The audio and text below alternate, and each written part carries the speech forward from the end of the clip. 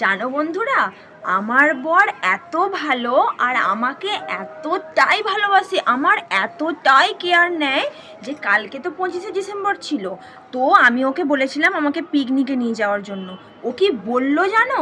আসলে আমাকে কেয়ার করে না, সেই জন্যই এরম কথা বলে। ও আমাকে বলল, আরে সবাই তো পিকনিকে যাবে, তো আমি যদি তোমাকে কোথাও পিকনিকে নিয়ে যাই সেখানে তো ভিড় হবে, তো ওখানে ধাক্কা ধাক্কিতে তুমি যদি পড়ে যাও, তোমার যদি লেগে যায়, তখন তো আমার কষ্ট হবে। সেই জন্য আমার কষ্টের কথা ভেবে ও আমাকে কোথাও পিকনিকে নিয়ে যায়নি। তোমরা জানো ও আমাকে এত ভালোবাসে, এত কেয়ার করে।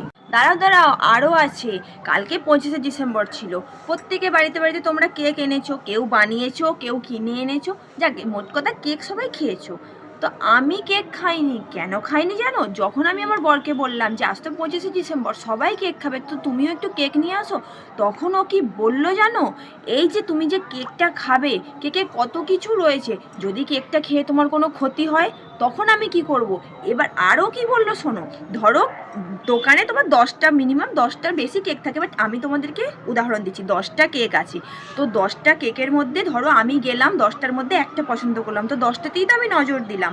এরকম করে ধরো 5জন গেল, সব কেকগুলো দেখলো, নজর দিল।